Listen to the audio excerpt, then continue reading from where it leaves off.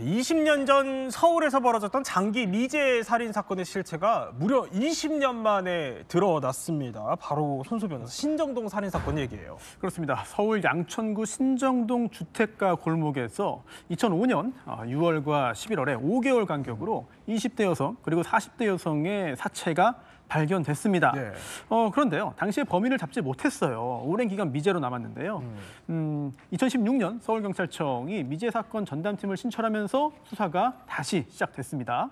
2016년과 2020년에 국가수의 현장 증거물 재감정을 의뢰했는데요. 그 결과 1, 2차 사건 증거물, 속옷이나 노건 등에서 동일한 DNA가 발견된 겁니다.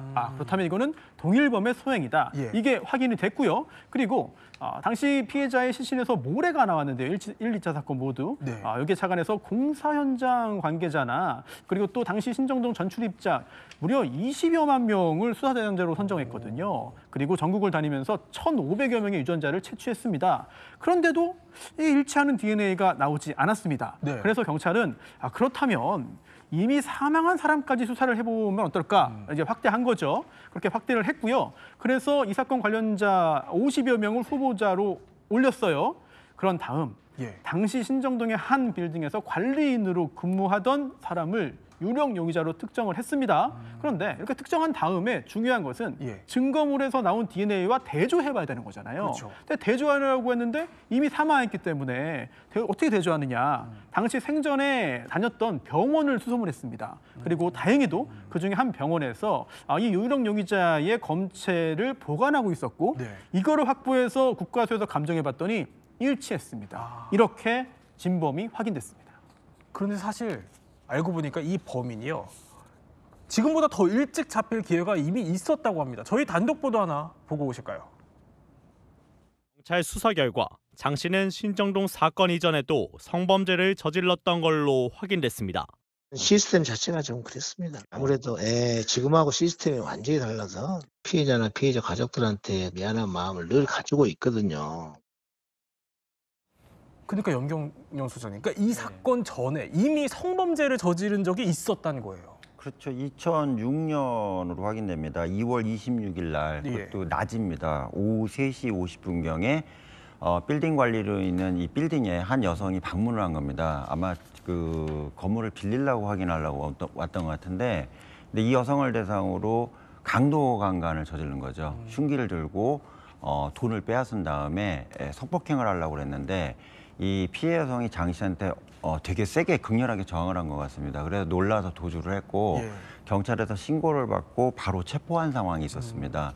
근데 문제는 뭐냐면 이때 좀 중형이 나왔다던가 하면 그 과정에서 다른 여죄가 좀 나올 수 있었는데 요 사건에 대해서만 이제 특수 강간 미수, 그 사건만. 그 사건만 이렇게 기소가 된 거죠. 근데 기소되고 나서 재판부에서 어떤 이유인지 모르겠지만 두 가지 사유를 들어서 형량을 감경을 해준 겁니다. 첫 번째는 이제 전 이건 이해가 안 됩니다. 미수였기 때문에, 강간 미수였기 때문에 강간이 된 건 아니지 않냐. 이거를 감안을 해서 당시요. 이게 감경이 됐고요. 또 이제 고령에다가 그 선처를 구한다는 탈원이나 이런 걸 하다 보니까 이걸 봤을 때는 뭐 이렇게 강하게 중하게 처벌할 필요가 없네. 이렇게 재판부에서 판단을 한 것 같습니다. 이래서 풀려나가지고 이게 그 당시에 놓친 거다 이렇게 나와 있고요. 그렇군요. 지금 현재 상황에서 이러한 만약에 특수강간 미수 및 이런 걸 하게 되면 최소 10년 이상의 징역형이 나오거든요. 말도 안 되는 얘기죠. 그런데 이제 나중에 이 장기 미제 사건이 결국에 이제 DNA를 통해서 임 교수님 이제 밝혀진 거예요. 그런데 이걸 따져봐야 될 것 같아요. 그럼 그 당시에는 과학기술이라는 게 어느 정도였길래 이 범죄자를 좀 걸러내지 못했었던 거죠? 당시에도 DNA 감식을 잘 하고 있었고요.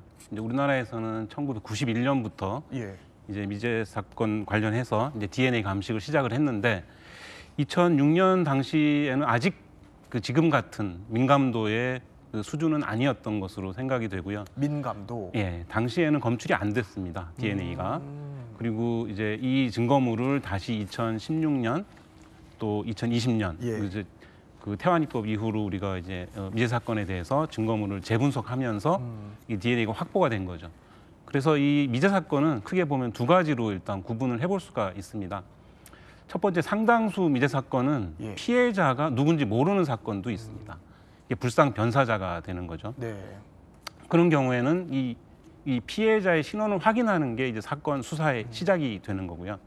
반면에 이 신정동 사건 같은 대부분의 미제 사건들은 피해자 누군지는 알고 있는데 두 가지로 또 나눌 수가 있습니다. DNA가 확보된 거, 그다음에 확보되지 않은 거. 자, 어쨌든 이번 사건이 DNA가 또 확보된 사건이었고 그래서 이제 풀렸다는 말씀이신 건데 자, 이렇게 장기 미제들이 하나둘씩 해결되기 시작한 그 배경에는요. 바로 이 사건이 있었습니다. 영상으로 볼까요?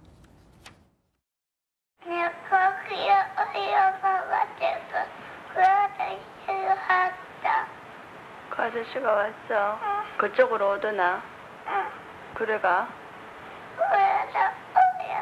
네가 울었어? 아니, 울었다. 난 서여이다. 또박또박 말해봐. 난 서여이다.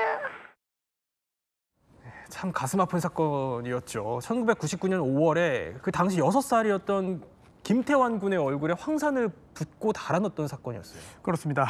태환이법 많은 분들이 기억하실 겁니다. 그리고 그 후 많은 미제 사건 해결의 결정적 계기가 됐는데요. 예. 이 사건은 정말 가슴이 아픕니다. 당시 태환 군이 얼굴과 전신에 3도 화상을 입었고요. 19일 만에 세상을 떠났습니다. 그런데 범인을 못 잡았어요. 당시 수사를 집중적으로 했습니다만 결국 범인을 특정하지 못했고요. 예. 그 후에 미제 사건으로 남아서 시간이 흘러갔는데 많은 국민들에게 충격을 준 것은 이제 공소시효입니다. 이렇게 살인범을 잡지 못한 상태에서 이 살인죄의 공소시효가 완성되면 그 후에 범인을 찾아도 처벌할 수 없다. 이게 과연 정의에 부합하는 것이냐라고 네. 많은 국민들이 분노했고요. 결국 법이 만들어집니다. 그렇죠. 이른바 태환이법. 사형에 처할 수 있는 살인죄의 경우에는 공소시효 규정을 적용하지 않는다라는 내용인데요. 이 법이 2015년에 국회를 통과하면서 그 이후부터는 공소시효가 아직 완성되지 않은 사건은 이제 살인죄 공소시효 적용 안 되니까 잡으면 처벌할 수 있게 된 거예요. 자, 그런데 또 가슴 아픈 일이 있습니다. 이 태환이 안타깝게 세상을 떠났잖아요. 예. 그런데 이 태환이 사건의 경우에는 공소시효가 완성된 다음에 이 법이 시행됐습니다. 그래서 굉장히 좀 논란이 있었습니다만 이 사건의 경우에는 공소시효 완성됐기 때문에 진범을 잡아도 처벌할 수 없게 됐습니다만 다른 사건들에 있어서 다른 미제 사건 해결에 있어서는 굉장히 큰 전환점이 됐죠. 네, 이 전환점을 계기로 이제 장기 미제 사건들이 하나둘씩 풀리기 시작한 거죠. 그런데 여기에는요, 또 과학 수사라는 진일보한 결과물도 있었습니다. 그러면 과학 수사의 세계로 한번 들어가 보도록 하겠습니다. 자, 범죄자들은 사실 뭐 언제나 완전한 범죄를 꿈꿉니다. 그런데 사건 현장에는요, 어떤 방식으로든 그 흔적이 남게 되어 있죠. 자, 흔적 첫 번째 살펴보겠습니다. 이걸 남기는 겁니다. 지문을 남긴다는 건데, 그러니까 지문이 장기 미제 사건을 해결해주는 열쇠가 됐다는 건데, 자, 재수사 과정에서 지문을 확보한 경찰 얘기부터 들어볼까요? 강화에 사용된 그 종이 표시기에 대한 지문 감정 그리고 그 DNA 수사를 주로 집중을 했습니다. 과학기술이 발전하면서 지문을 신출할 수 있었습니다. 그렇게 경찰 설명은 임 수장님. 과학기술의 발달로 지문을 확보할 수 있었고 이제 이게 사건 해결을 풀 수 있는 실마리가 됐다는 건데 이게 어떤 사건을 얘기하는데요? 그러니까 두 건의 살인 사건입니다. 그러니까 인천 지역에서 발생했었는데요. 2007년에 인천 남촌동에서 택시기사가 6만 원 현금 빼앗기고요. 잔혹하게 살해된 사건이 한 번 있었고요. 그다음에 이제 7월 1일 날 인천시 남동구에서 역시 한 택시 43대였는데 이분도 이제 살해된 사건이 있었습니다. 그런데 당시에 너무 잔혹하게 살인이 발생했고 문제는 경찰에서 수사를 하려고 하는데 하필 그 두 분이 돌아가신 날이 비가 너무 많이 온 겁니다. 그래서 일반적으로 지문이나 족적 같은 경우에 너무 폭우가 쏟아지게 되면 이게 현출이 안 되고 이게 훼손이 되는 문제가 발생하기 때문에 분명히 지문과 족적을 많이 찍었을 것 같음에도 불구하고 이게 드러나지 않았고요. 또 한 가지는 차량을 운행하시기 때문에 CCTV 촬영이 됐을 가능성이 있잖아요. 범행 장소까지 택시기사 끌고 갔을 테니까요. 그런데 너무 많이 비가 오니까 CCTV가 완전히 빗물에 가려져 가지고 이게 무슨 상황인지 전혀 파악이 안 됐었다는 얘기입니다. 그래서 당시에 이 부분 관련해 수사를 했는데 거의 미제로 진행이 됐었고요. 다만 관련된 이게 증거 자료를 태우는 과정에서 불쏘시개로 차량 그 매뉴얼 있잖아요. 사용 설명서. 이걸 불쏘시개로 썼는데 그게 이제 지문의 범인의 지문으로 보이는 지문이 확보된 겁니다. 그 매뉴얼에. 네. 그게 이제 23년도에 이제 예. 증폭이 되고 확인이 되고 범인을 검거한 사례죠. 그러니까 매뉴얼의 지문을 통해서 이제 나중에 진범을 특정하게 됐다는 건데, 근데 이런 얘기가 있어요, 임 교수님. 당시에 택시에도 남아있던 승객 지문을 확보를 했었다고 하거든요. 근데 그때는 그럼 왜 범인을 못 잡은 거예요?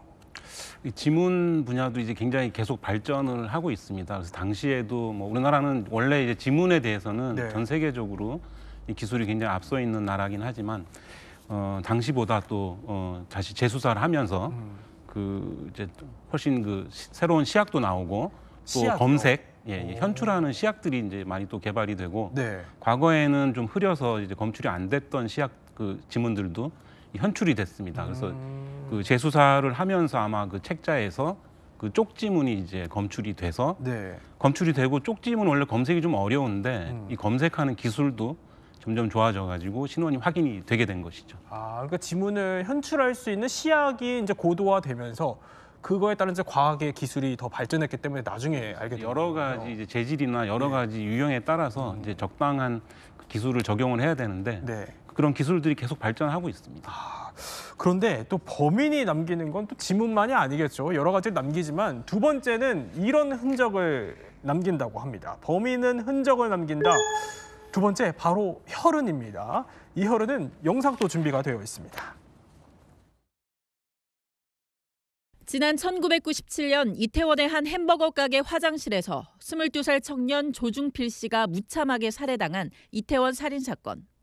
현장에서 검거된 미군 자녀 아서존 패터슨과 에드워드 리는 서로가 범인이라고 주장해 사건은 미궁에 빠졌습니다. 범인이 없는 바람에 집을 팔아가면서 우리가 쫓아다녔어요. 진짜. 중필이 죽인 놈은 어떤 놈이냐 하고 찾아다녔어요. 우리가. 바로 이태원 살인 사건 얘기예요. 그 당시에도 이제 가해자를 좀 특정하지 못해서 온 국민이 진짜 분노하고 무력감을 느끼기도 했었던 사건이었거든요. 그렇습니다. 영화로도 만들어졌죠. 그렇죠. 예. 97년 4월에 이태원에 있는 한 햄버거 가게 화장실에서 당시 23살 대학 휴학생이었던 조중필 씨가 살해당합니다. 가슴과 목 등에 9곳 이상을 흉기에 찔려서 처참하게 살해됐는데요. 그런데 그때 화장실 안에 단 3명이 있었습니다. 피해자, 네. 그리고 또 다른 2명은 미국인이죠. 예, 혼혈인데 아더 패터슨 그리고 또 재미교포 에드워드 리 이 2명이 있었습니다. 예. 그래서 2명 중에 1명은 살인범 아니겠느냐. 잡는 게 어렵지 않겠다라고 당연히 생각을 했는데 하지만 이 2명은 서로가 저는 아닙니다. 제가 죽였습니다. 라고 하면서 서로 책임을 밀었고요. 네. 결국 최종적으로 둘 다 살인범으로 처벌받지 않는 괴이한 상황이 발생했는데 우선 검사는요. 예. 에드워드 리가 범인일 것이다 라고 해서 살인죄로 기소했는데요. 하지만 최종적으로 무죄 판결을 받고 풀려났고요. 당시에 함께 있었던 패터슨의 경우에는 살인죄로 기소가 안 됐습니다. 가벼운 범죄로 처벌을 받았는데요. 그 와중에 출국 금지를 검사가 연장하지 않는 그 실수를 틈타서 예. 미국으로 가버렸어요. 많은 국민들이 도대체 이게 어떤 상황이냐 잘 납득하지 못하는 그런 일이 벌어지고 말았습니다. 아니 근데 염건이요, 소장님. 네. 그 당시에 그 판사도 이렇게 물었다 그러거든요. 둘 중 한 명은 범인이 맞냐. 근데 그렇죠. 그렇다. 아니 그런데도 왜 못 잡았던 거예요? 그러니까 서로 판사분이 물어봤는데요. 둘 중에 둘 중에 범인 있냐 그랬더니 예. 있습니다 이렇게 답변했대요. 그러니까요. 예. 그럼 누가 범인이냐 그랬더니 서로 지목을 한 거죠.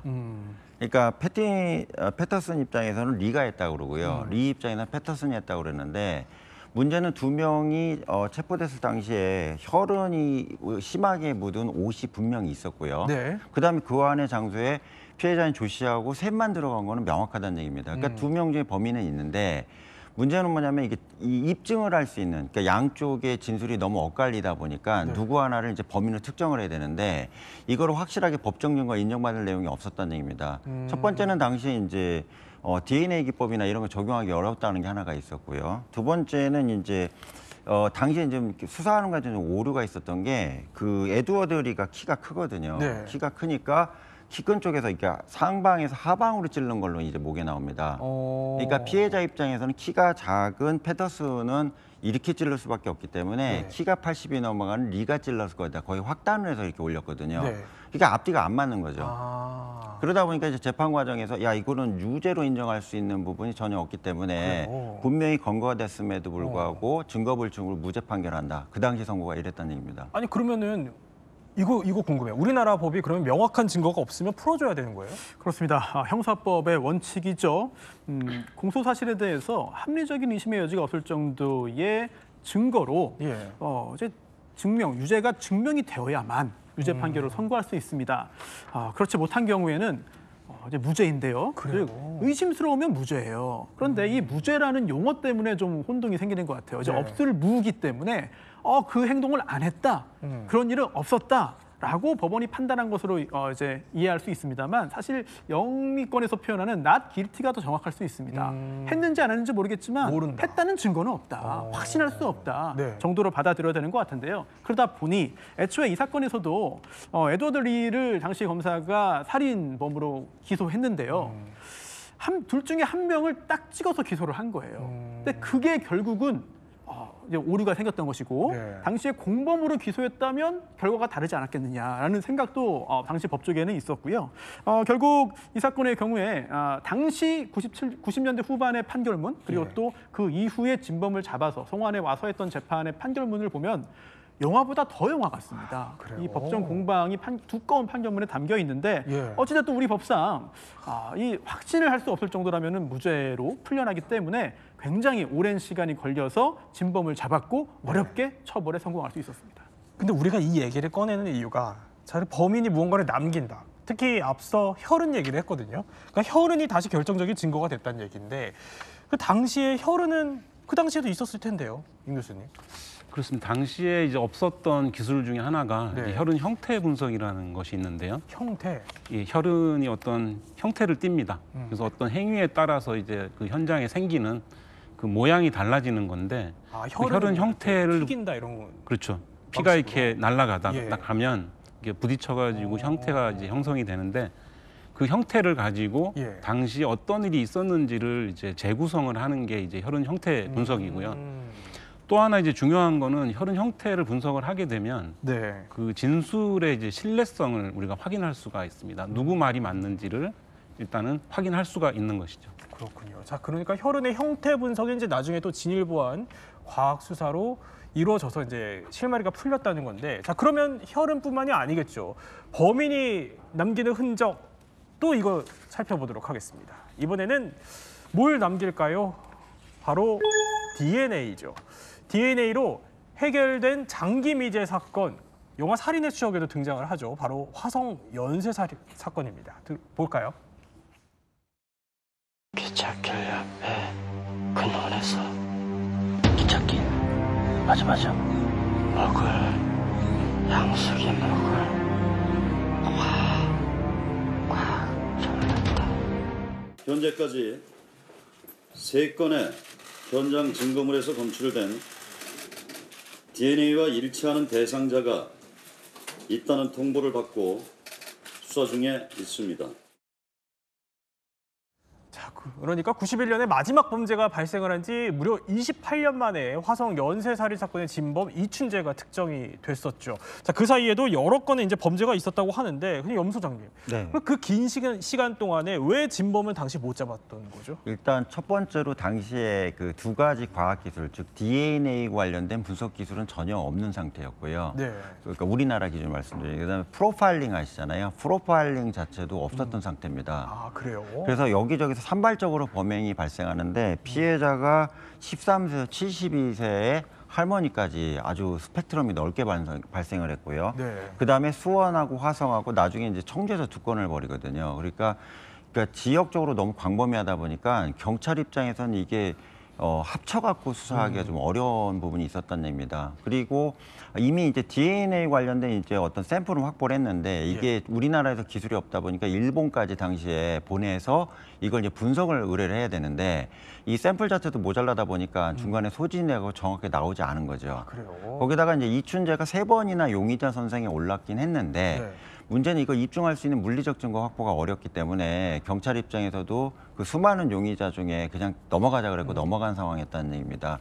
다만 이제 경찰이 이제 수사하는 과정에서 거의 접근할 가능성이 있었지만 문제가 뭐였냐면 그 당시 이제 가혹 수사나 또는 이제 압박형 수사가 있었기 때문에 언론에 상당히 비난을 받게 됐거든요. 이러면서 수사가 좀 지지민해진 부분이 있다 이렇게 말씀드릴 수 있습니다. 자, 그런데 이제 무려 1980 87년에 발생했던 사건의 그 증거품에서 범인의 DNA를 이제 나중에 찾아내게 됩니다.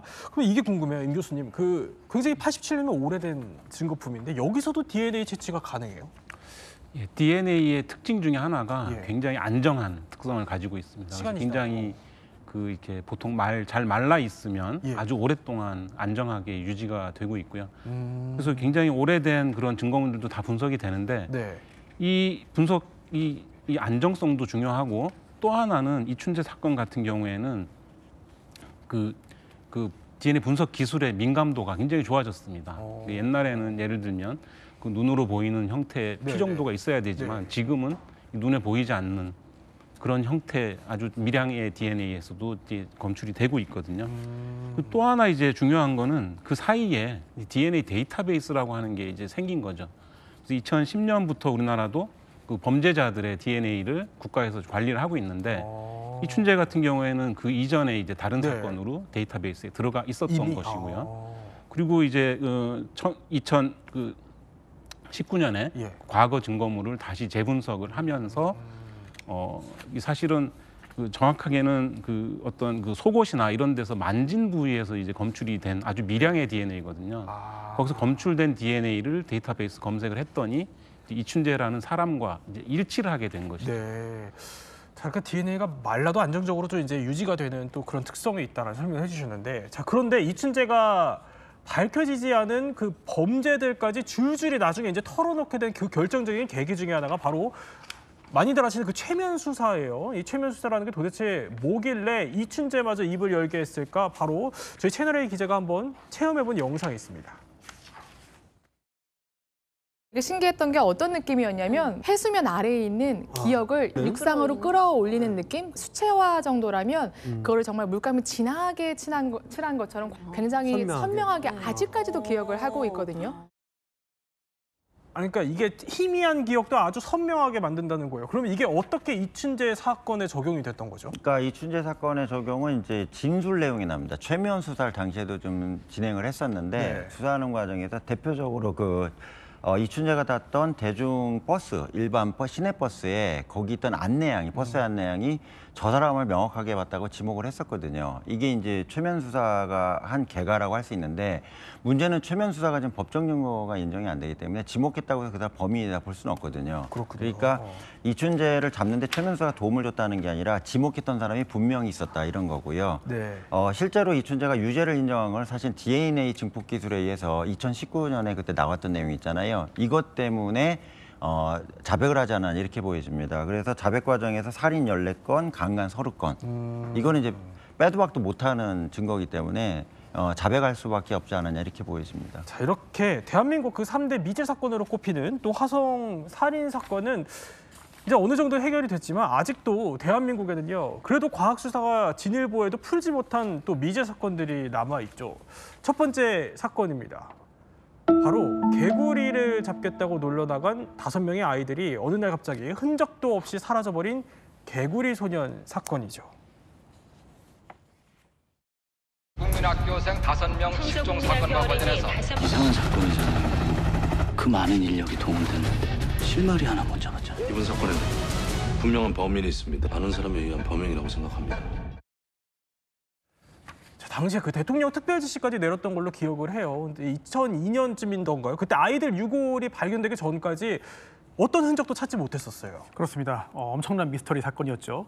그런데 이 아이들이 실종된 그날은 지방선거일이어서 임시 공휴일이었습니다. 이 아이들 5명이 당시 와룡산, 집 근처에 있는 와룡산에 도롱뇽 알 어제 주우러 간다고 하면서 산에 갔는데 근데 그 후에 돌아오지 않은 거예요. 전 국민이 찾아 나섰습니다만 행방이 드러나지 않았고, 그러다 보니까 이거 외국으로 납치된 거 아니냐, 이미 살해당해서 어딘가에 안매장된 거 아니냐, 또는 누군가 데리고 다니면서 앵벌이 시킨다 등등 엄청나게 많은 이야기들이 돌았고, 또한 제보도 여러 건이 쏟아졌죠. 그랬군요. 이제 당시에 그런데도 이제 사건명이 그래서 이제 실종해서 안매장으로 또 변경이 되기도 했었거든요. 근데 염소장이 아직까지도 왜 못 잡는 거예요? 그러니까 여러 가지가 있는데 압축적으로 말씀드리면 첫 번째는 이제 아이들이 실종된 자체를 경찰에서는 가출 아니냐 이렇게 보다는 시간이 길어진 겁니다. 네. 그러니까는 이게 아이들 찾는 데 시간이 걸렸고요. 두 번째는 현장에 출동할 때 그 감식반이라고 그러는데 지금 CSI라고 그러는데 감식반이 가야 되는데 그냥 형사들이 현장을 헤집어 나갔고요. 네. 현장에서는 심했던 부분이 있고요.